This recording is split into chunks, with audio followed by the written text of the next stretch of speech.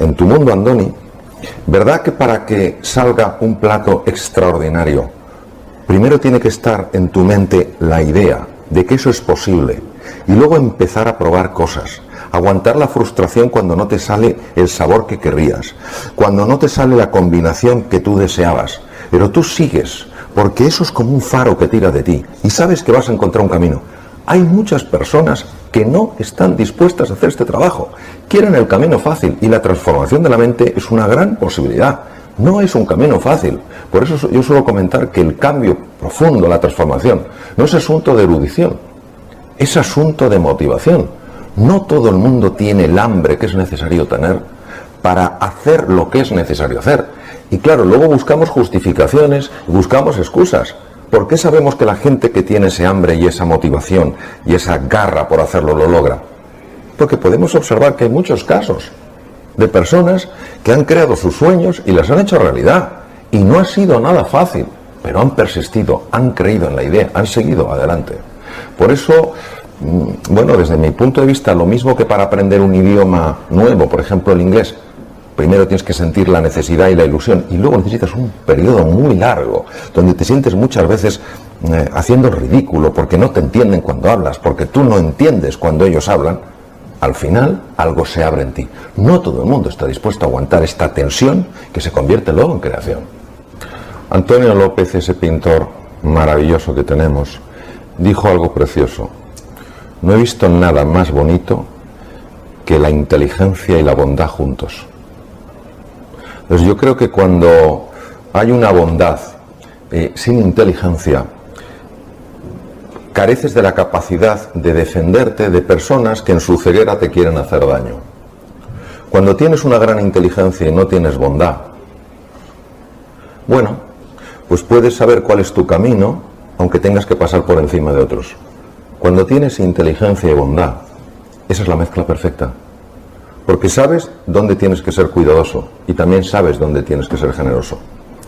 Y por eso yo creo que ese es un lugar donde todos podemos mirar y buscar cómo puedo aumentar esa inteligencia y esa bondad.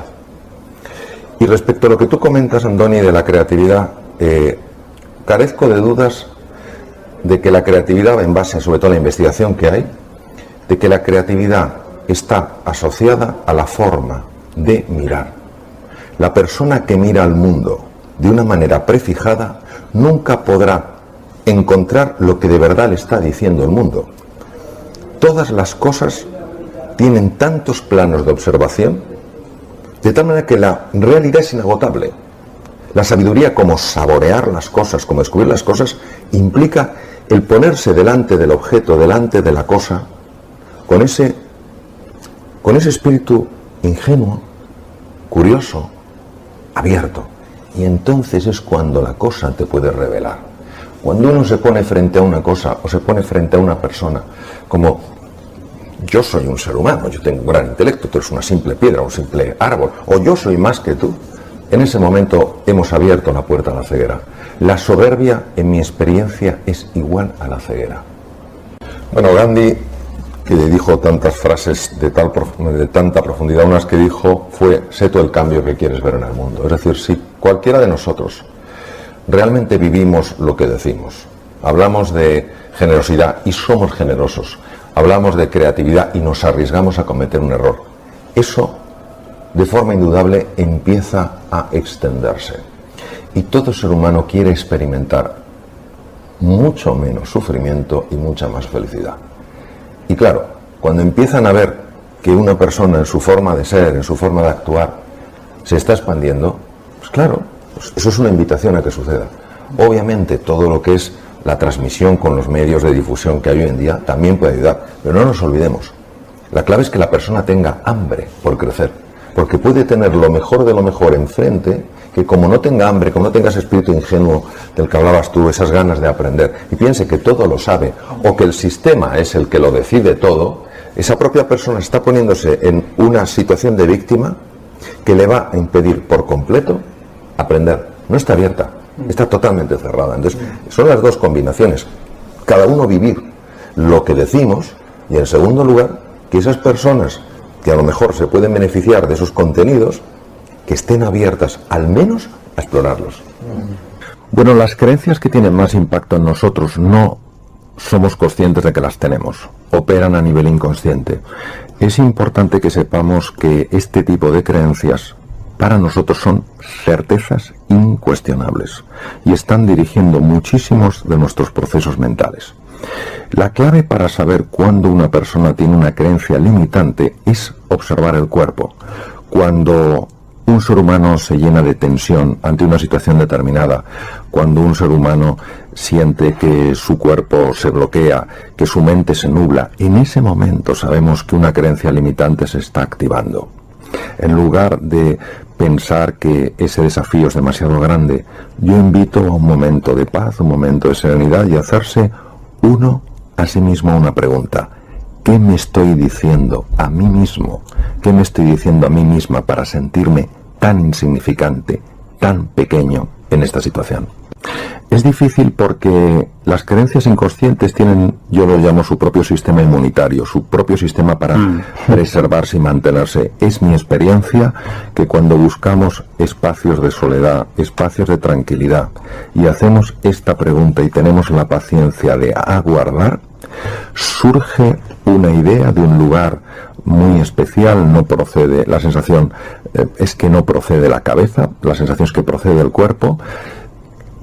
Te viene algo, te viene una idea, te viene un pensamiento muy sorprendente, descubres una nueva realidad y lo que notas inmediatamente es como el cuerpo en su totalidad se relaja. Es como si te hubieras quitado un montón de kilos que tenías en la espalda o llevabas en la espalda sin darte cuenta de que los llevabas.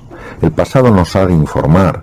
Lo que creo que es importante es que no nos determine. Los filtros son esas gafas de las que tú hablabas, Sergio, que moldean, modulan y alteran nuestra percepción de la realidad.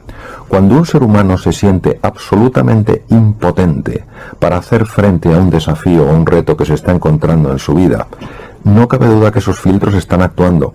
No quiere decir para nada que el problema no sea difícil, el problema puede ser muy complejo.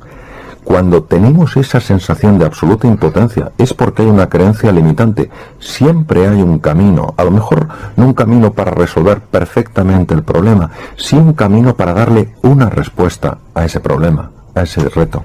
Muchas personas dicen que quieren cambiar y no hacen absolutamente nada para cambiar, porque el cambio personal, la transformación, da mucho miedo. Es salirte de esa zona conocida, de tu status quo, y empezar a explorar más allá de las limitaciones que uno mismo se ha impuesto.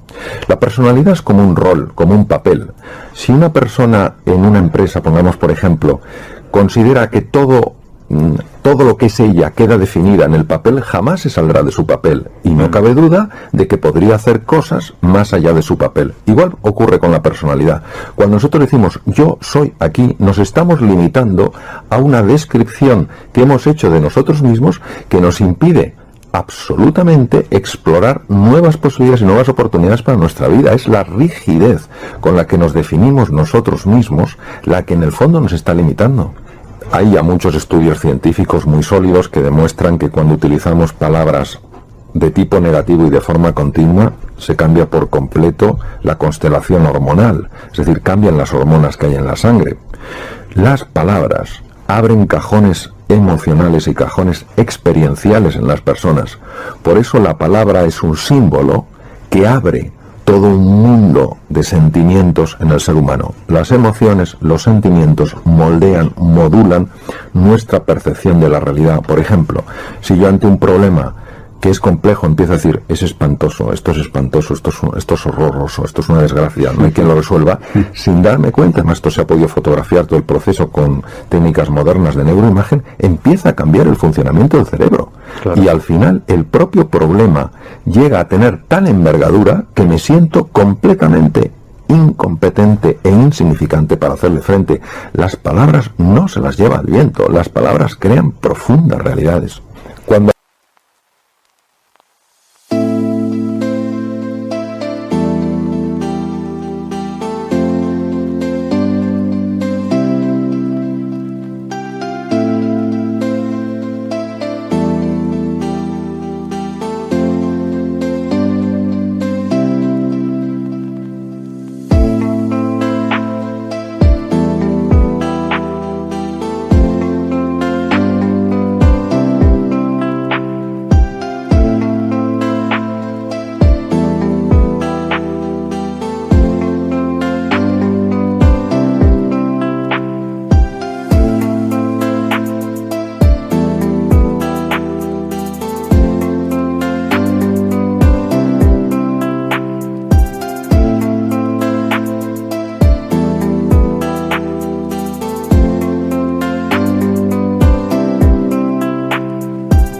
A veces oigo todas las críticas que se hacen al miedo, como si el problema del ser humano fuera el miedo. La verdad es que me quedo sorprendido. Si el ser humano no tuviera los circuitos y los núcleos del miedo, no podría sobrevivir. El problema del ser humano no es el miedo, el problema del ser humano es la ignorancia de su verdadera naturaleza. Claro, cuando tú no eres consciente de tus recursos y de tus posibilidades, te asustas ante el más pequeño de los desafíos. Claro que somos ignorantes de nuestra verdadera naturaleza.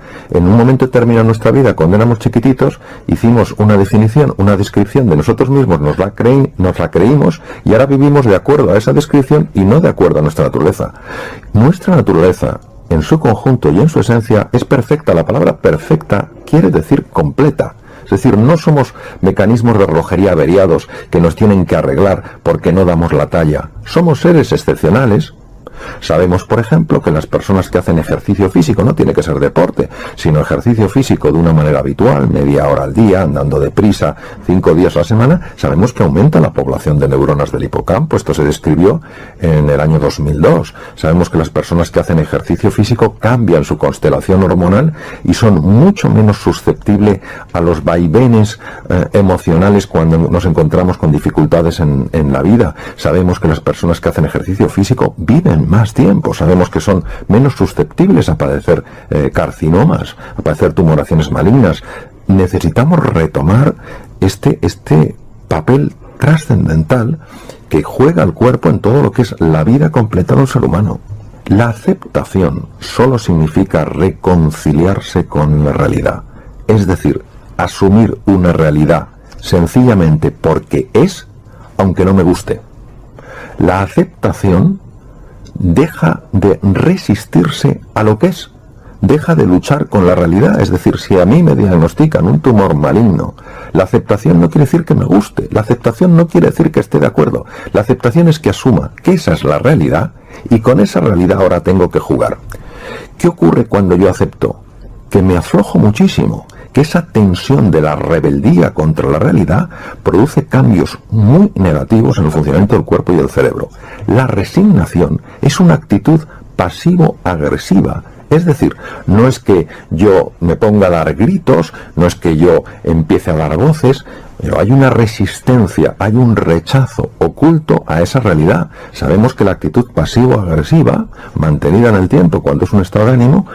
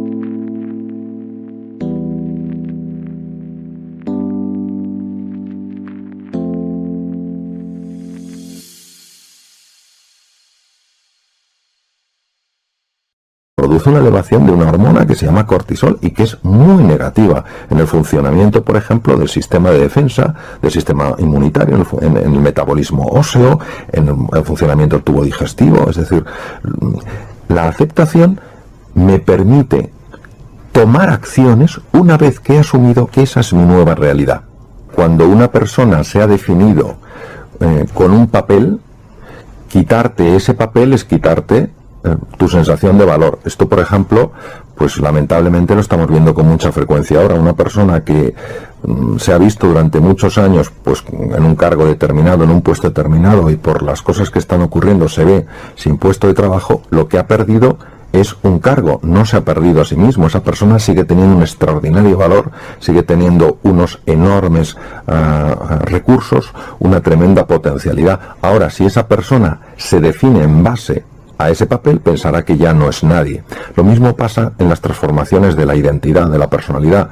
Empezamos a tener sensación profunda de vértigo y creemos que si expandimos los límites de nuestra personalidad ya no nos reconoceremos a nosotros mismos, y en el fondo lo que haremos será desplegar y permitir que florezca la verdadera naturaleza, la verdadera realidad que somos.